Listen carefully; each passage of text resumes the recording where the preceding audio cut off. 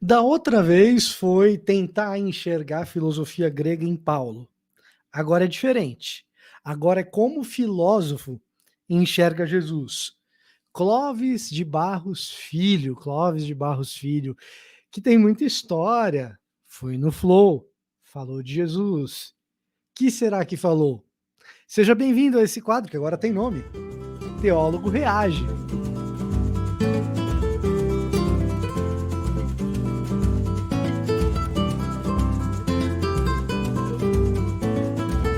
Olá, eu sou o Victor Fontana, esse aqui é o meu canal, ele pode ser um pouco seu também, para isso basta que você se inscreva nesse canal, ative as notificações, deixe o seu like, deixe o seu comentário, tudo isso é muito útil aqui para esse canal, mas principalmente para você, se você gosta de Bíblia e de teologia, porque se você gosta dessas coisas, aqui é o seu lugar, o YouTube identifica que você tem esse tipo de gosto quando você interage com esse tipo de conteúdo, não basta assistir o vídeo.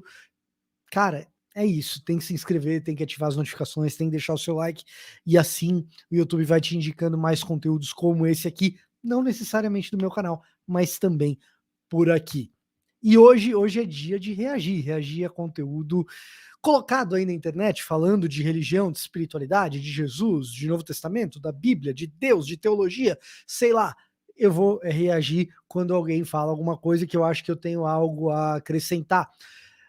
Dessa vez, Clóvis de Barros Filho, no Flow, falando de Jesus. Então vamos colocar ele aqui na tela, vai. Vamos colocar ele aqui do lado. Olha ele aí, essa careca mais bonita do Brasil. Será que é? Disputa com Luiz Felipe Pondé e Leandro Carnal, seus amigos. Vocês podiam passar uma máquina, né, na cabeça do Cortella, fica aí os quatro carecas, quatro amigos, quatro carecas. Mas enfim, Clóvis, um homem fofo, falando sobre a vida. Quem conhece o meme conhece. Que é a vida, Clóvis? Nesse corte aqui, inclusive, ele começa falando precisamente disso, desse episódio dele com o Antônio Abujanra. Se você quer entender o meme, você digita lá Antônio Abujanra, Clóvis, o que é a vida. Cara, esse meme aí tá solto na internet quando o Clóvis foi lá no Provocações. Na sequência disso, ele vai falar sobre o que nos interessa. Então, vamos soltar o Clóvis aqui, vamos ver o que ele tem a dizer. Provavelmente. Isso de você mobilizar a vida para ter mais conforto material amanhã, felizmente a filosofia já me ajudou a passar, a virar a página, né? Então aí, ó, deixa eu colocar no normal, porque num 25 o Clóvis fala rápido, vai ser difícil, mas olha só, ele tá falando sobre conforto material, propósito da vida, e a própria filosofia, segundo ele, o ajudou a passar borracha nessa história de viver a vida para ter um determinado nível de riqueza ou de conforto. Eu não pleiteio nenhum conforto material amanhã superior ao que eu tenho hoje, apesar de não ter meio que... Por um lado é fácil para ele dizer isso hoje, que ele tem uma vida financeira confortável. Era difícil para ele falar isso 20 anos atrás, quando eu o conheci, quando ele era apenas um professor universitário, que ainda não dava as palestras, que ainda não era famoso. Ele era meio famosinho já no meio do pessoal de humanas e de comunicação, porque era bom professor. A verdade é essa. Nada do que as pessoas costumam buscar, né? Mas assim, já percebi que é um saco sem fundo. Mas hoje ele tem uma vida financeira totalmente diferente da que ele tinha quando ele era só professor, né? Mas ele percebeu que é um saco sem fundo. Vamos ouvir aqui o saco sem fundo que ele tá falando. É verdade. Né? Saco sem fundo. Sempre tem o próximo passo. Sempre tem. Aí o do cara tem varanda. Né?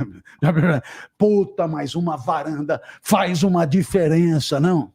Aí você compra rede, porra, né? Com varanda. Aí o cara, mas é em Miami? Não, não é em Miami.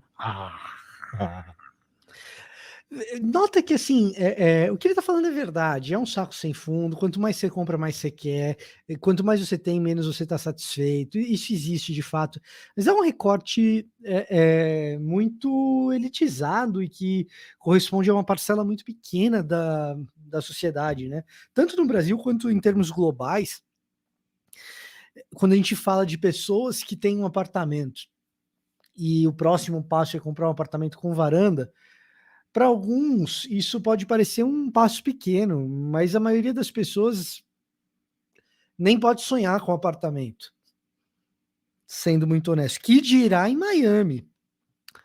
Do outro lado, se você troca os bens de consumo, você vai perceber que, sim, é um saco sem fundo para quem está em situações financeiras mais difíceis também.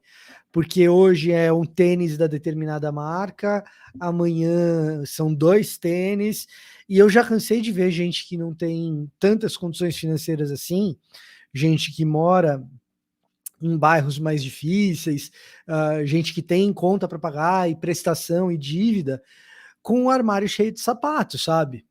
Com muito mais tênis e sapato do que eu. E pensando no próximo. Não no próximo na outra pessoa, né? Pensando no próximo, não, pensando no próximo sapato. Então, tem uma dose de verdade no que ele está falando aí. Ele está preparando a cama para o que vai aparecer sobre Jesus daqui a pouco. Nossa, tô com uma coceira no olho, rapaz, que coisa. Tô com alergia. Mas o ponto é esse, daqui a pouco ele tá usando isso como cama para entrar daqui a pouco na questão de Jesus. Mas o fato é esse, a questão do consumismo que a gente toca bastante aqui no canal, já falamos várias vezes sobre isso.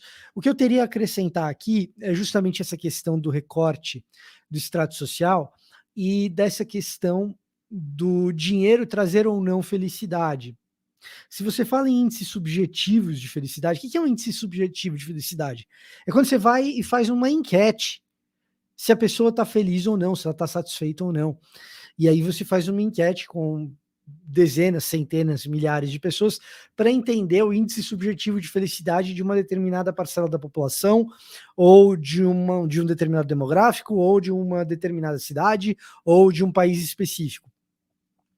E aí, quando você faz esse tipo de enquete e vai tentar mensurar subjetivamente porque é subjetivo, você está se sentindo bem, isso é subjetivo. Mas quando você vai tentar identificar a felicidade das pessoas, o dinheiro traz felicidade para quem é miserável, tá?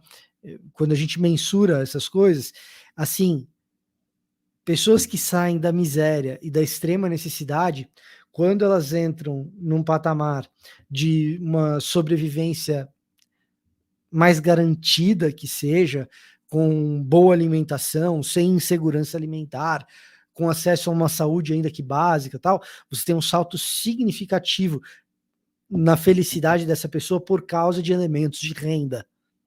Agora, o cara que já tem tudo isso, quando ele atinge uma determinada renda ainda maior, o salto de felicidade é muito pequeno, às vezes inexiste. E aí você tem toda uma discussão no campo da economia. Será que o melhor governo tem que ser medido sempre pelo que acontece com o PIB? Porque numa sociedade em que as pessoas já têm as suas maiores necessidades satisfeitas, a felicidade delas vai girar em torno de outras coisas que não meramente a produtividade do país, tá? Enfim, isso é uma discussão para quem é economista, não para quem é teólogo, mas é uma discussão que existe hoje no mundo da economia, da academia, e que é uma discussão interessante de se ter. Dinheiro traz felicidade? Cara, depois que você tem um determinado nível de, como é que eu posso dizer, de vida digna, certo? Saúde, educação para os seus filhos, tenho que comer, essas coisas todas, vira o saco sem fundo que o Clóvis está falando. Não é em Miami? Não.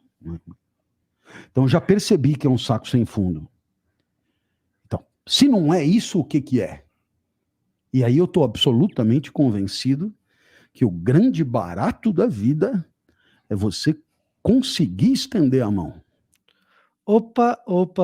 Aqui eu vou até aumentar meu tamanho aqui, porque então ele percebe que o ter atrás de ter não gera sentido nenhum, é um saco sem fundo. Então o grande barato da vida é estender a mão. Quando eu vi isso daqui a primeira vez, ali já me apareceu um alerta. Será que ele vai falar do que eu acho que ele vai falar? E vamos continuar aqui então. Porque isso é uma vitória sobre a nossa tacanhice mesquinha. É uma vitória sobre a própria humanidade. É uma grande vitória, né? É você genuinamente, não é da boca para fora, não é discurso, não é marketing pessoal, não. Genuinamente, você se incomodar com uma injustiça e genuinamente não sossegar enquanto não tentar diminuir a dor de alguém que sofre. Já passou por isso? Quantas injustiças te incomodaram ontem? E anteontem? E hoje? Então olha pela janela, porque o mundo é cheio delas. Cheio de injustiças. E, cara, o que o Clóvis está falando aqui, se é verdade não que se é verdade para ele, eu não acho que ele esteja mentindo, mas se ele tem razão, se ele está certo no que ele está falando, o que o Clóvis está falando aqui, ele está dizendo um negócio complicado. O grande barato da vida é dar murro em ponta de faca, cara. É o que ele está dizendo. O grande barato da vida é perceber o que está errado e tentar consertar. Então, como diria o poeta que escreve, que vive para consertar, prepare o seu coração. Porque se ele tem razão, o grande barato da vida é estender a mão e eu vou fazer alguma coisa até provocar algum efeito positivo nessa circunstância, nessa situação de injustiça, meu amigo, vai ser difícil. E ele ainda está dizendo que tem que ser genuíno, o que é mais difícil ainda. Mas ele ainda não chegou em Jesus, ele vai chegar. Genuinamente. Para mim, esse é o grande valor. E por isso, eu sempre digo, eu sou um discípulo humilde de Jesus de Nazaré, porque muito mais do que vê-lo apenas como Deus, ou como filho de Deus, ou como... né, eu o vejo também como um grande sábio. Né? Olha só, aqui eu acho que o Clóvis fez um negócio diferente do que a maioria dos intelectuais ou professores fazem na esfera pública quando vão falar de Jesus. Nesse tipo de contexto em que o Clóvis está, o natural seria dizer: eu estou falando aqui de Jesus como mestre, não como Deus ou como filho de Deus. Mas o Clóvis vai num caminho diferente. É sutil, mas diferente. Ele diz também, não apenas como filho de Deus, mas também como um sábio. E, cara, na teologia, isso daqui é uma parada que é muito interessante. Porque esse aspecto da sabedoria de Jesus, como um sábio, como um mestre, alguém que tem discípulos e que faz discípulos que queiram imitá-lo, ser como ele, esse aspecto de Jesus, ou da cristologia, se a gente quiser, é um aspecto que durante o século XX foi sendo resgatado, porque os teólogos do século XX, principalmente da segunda metade do século XX, argumentam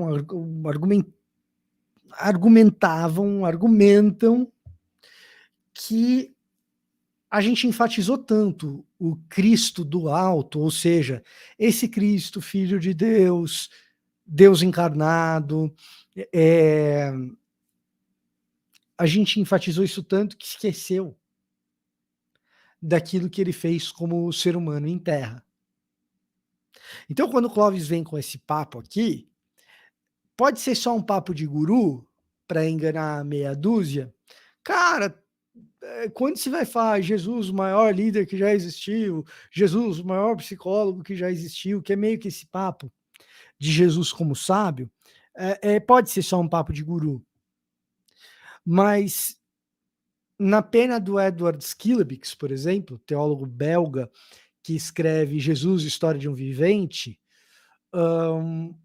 esse Jesus que caminhou na Terra e tem uma lista de ensinamentos por meio daquilo que ele disse, por meio daquilo que ele fez, até chegar na cruz, mas antes da cruz e da ressurreição, esse Jesus é a maneira legítima e genuína que nós temos de conhecer quem Deus é. Porque esse é o próprio Deus encarnado. O texto bíblico descreve quem Deus é e descreve o que Jesus fez. Agora, o que Jesus, como homem, efetivamente fez, os fatos depositados no chão dessa terra, registrados na história, os fatos são legitimamente e primariamente aquilo que Deus é de maneira acessível para o ser humano. Em outras palavras, são os atos de Jesus em terra no seu ministério e as coisas que ele ensina que nos fazem saber quem é Deus. E, portanto, é esse aspecto de Jesus como um líder sábio que nos leva ao conhecimento de Deus, por um milagre que está na cruz, que está no sangue, que nos resgata, que nos redime. Mas a gente conhece a misericórdia de Deus, melhor expressa e primariamente expressa, pelos atos misericordiosos e amorosos de Jesus, pelas histórias que Jesus contou. E então você tem esse aspecto muito grande ali no Skillebeeck do Jesus no seu ministério terreno. Não gosto da Bélgica, Vitor, não quero a Bélgica, eu quero a Alemanha. Tá bom, você pode pegar aí Jürgen Moltmann, a Cristologia do Moltmann é dividida em 2 livros. O Deus Crucificado, que vai tratar precisamente da obra redentiva de Jesus e em especial da crucificação, como o próprio título do livro mostra, já dá o spoiler, e um outro livro chamado O Caminho de Jesus Cristo, e o próprio título também dá um certo spoiler, como Jesus caminhou. Então, Jesus como exemplo de vida, se você quiser, Jesus como estilo de vida, pode ser um papo barato de guru de Araque, pode. Jesus, maior líder que já existiu, Jesus, o seu coach para a vitória, Jesus, não me parece ser o que o Clóvis está fazendo e sugerindo aqui. O Clóvis parece estar olhando para os aspectos mais duros da vida real de Jesus Cristo, que nos convidam a um tipo real de discipulado. É o que ele diz, um humilde discípulo de Jesus, como esse sábio que oferece um caminho difícil de estender a mão, que é o único grande barato da vida. Caraca, isso é profundo, velho. Isso não é o Jesusinho paz e amor, sabe? Ai, meu Jesusinho. Não. Isso é um Jesus de abnegação, de um caminho muito valioso, muito bonito, que faz a vida ter sentido e valer a pena, mas um caminho difícil, que ele mesmo, Jesus, chama de porta estreita. Um caminho apertado, sem atalhos. E que não é também um papo de guru de Araque, porque é o papo de Mateus na grande comissão. O id, em Mateus, capítulo 28, 19 e 20, 18, 19 e 20, se você quiser começar, em toda a autoridade me foi dada sobre o céu e sobre a terra, né? E, portanto, ide, ou portanto, vão e façam discípulos, batizando-os em nome do Pai, do Filho e do Espírito Santo. E como que você é um discípulo de Jesus? Né? Como que você faz um discípulo de Jesus? Ensinando a obedecer tudo aquilo que eu ensinei. E quem faz um discípulo ensina a obedecer o que Jesus ensinou. Quem é um discípulo aprende a obedecer o que Jesus ensinou. É precisamente o papo do Clóvis aqui, cara. Ele não está evangelizando, ele não está falando do plano de salvação, ele não está falando do sangue de Jesus derramado sobre os nossos pecados, nem da ressurreição. Não está falando dessas coisas. Mas ele está falando de um aspecto de Jesus que não pode ser negligenciado jamais. Que é a própria vida e ministério dele. Os evangelistas não escrevem a respeito do ministério terreno de Jesus à toa. Alguém que nos ensinou não só coisas sobre a vida eterna, mas sobre a vida. Essa de carne e osso. Não só coisas sobre a vida eterna. Ou seja, ensinou sobre a vida eterna também. E é legal que o Clóvis não esteja negando esse aspecto de Jesus que é tão comum. Não, Jesus foi só um sábio. Não. Ele ensinou coisas da vida eterna, mas também aqui da vida comum. E ele não parou de falar que o maior valor da vida era o amor. Então eu não consigo entender como alguém que se diz discípulo de Jesus não tenha aprendido essa lição. E o meu jeito de mostrar algum amor pelas pessoas, o mais eficaz que eu tenho, porque eu tenho, haverá quem possa distribuir recursos, haverá quem possa... as pessoas têm o que têm. Aonde eu sou mais eficaz é falando. Né? Onde você é mais eficaz mostrando o amor de Jesus? O que você pode fazer de mais eficaz para demonstrar o amor de Jesus? O amor que você tem, que Jesus colocou em você. E aí, no caso do Clóvis, ele descobre uma vocação, né? Baita de um professor. E o que ele entende que é estender essa mão é continuar ensinando, que é o que ele sabe fazer de melhor. Aquilo que você sabe fazer de melhor precisa estar a serviço do reino, a serviço de Jesus, a serviço do amor que Jesus pregou. E não entra na minha cabeça, assim como não entra na do Clóvis, quem se diga discípulo de Jesus e não tenha entendido essa lição, de que o amor é a parte central daquilo que Jesus tem a dizer e ensinar. Então, quando eu falo das minhas fragilidades, um efeito que eu tenho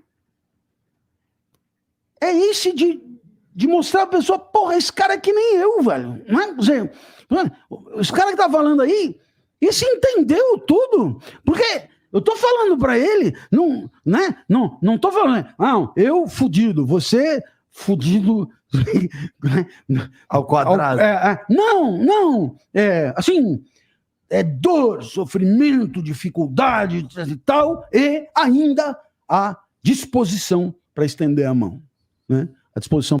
Você percebeu como isso é diferente do que muito se prega em igrejas por aí e é parecido com o texto bíblico? Porque, no fundo, é texto bíblico.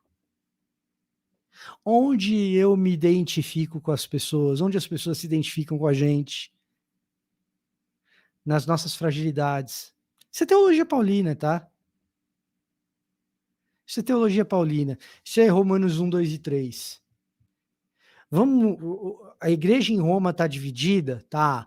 Tem pessoas achando que são superiores umas às outras? Tem. Vamos jogar todo mundo aqui na vala da fragilidade. Mostrar que todo mundo tem as suas fragilidades. E então tem uma boa notícia. Sim, a gente é frágil, mas não fica na fragilidade. Apesar da fragilidade, existe uma disposição. E aí entra o evangelho, que o Clóvis não está expondo aqui. E ele não é um evangelista. Ele é um filósofo. E não é qualquer um. É um cara que veio da comunicação, estudou ciência da comunicação, foi orientado pelo Pierre Bourdieu. Não, assim, o Clóvis não é qualquer um, tá? Às vezes, a gente acaba tentando entender o tal do filósofo pop como um guru de Araque, um enganador, alguém que afaga o ego do mundo corporativo fazendo palestrinha motivacional. Veja se isso parece uma palestra motivacional qualquer. Não, é dor, é sofrimento, é realidade. Apesar disso, existe disposição para estender a mão. O que ele não explica aqui é de onde vem essa disposição. E talvez nas palestras ele o faça. E no caso da teologia cristã, essa disposição vem do agir poderoso e sobrenatural do Espírito Santo de Deus, que no meio de todos os nossos sofrimentos e dores, nos dá condições para estender essa mão, que segundo Clóvis, e eu concordo com ele, é o grande barato da vida. Para estender a mão. E não é isso exatamente como um dever moral, mas é isso como um sentido de vida, um valor existencial. É ter a absoluta convicção, e nisso eu tenho essa convicção, tá? São pouquíssimas, mas essa é uma convicção que eu tenho, porque sem convicção nenhuma também não é fácil, né? E aqui o Clóvis mais uma vez concorda com este canal, que isso não é uma disposição meramente moral. Olha, o Clóvis é um filósofo da ética, ele poderia simplesmente jogar isso no campo da moralidade. Não. Não é meramente uma disposição moral. Isso aqui é um sentido de vida que vem de uma profunda convicção. É sentido de vida oriundo da fé. Então, não é meramente uma vontade de ser moralmente correto que me leva a estender essa mão. Não. É crer com absoluta convicção de que estender a mão não é um meio, é o fim. É o propósito. É o sentido. Esse é o grande lance. Mas essa é uma grande convicção que eu tenho, que quando você tem a disponibilidade para estender a mão, para se esforçar para que alguém sofra menos, isso tem um valor existencial imenso. Imenso. A ponto de tornar as outras coisas ridículas, assim. E é exatamente isso. Diante de ter um sentido da vida, norteado e nutrido pelo Evangelho, no qual um discípulo de Jesus se torna alguém que atravessa a dor, atravessa a própria dor e atravessa a dor do outro para chegar até o outro e retirá-lo da dor ou aliviá-la. Diante disso, na linguagem simples, mas muito bonita de uma igreja de bairro, na vida de alguém que tem como propósito arrancar as pessoas do álcool, arrancar as pessoas da droga, restaurar, oferecer uma restauração de vida, mudar a vida das famílias. E quando você observa essas histórias acontecendo ao seu redor, as outras coisas se tornam ridículas. Querer trocar de tênis perto disso é ridículo. Você está insatisfeito com o seu carro, você quer outro, isso é ridículo.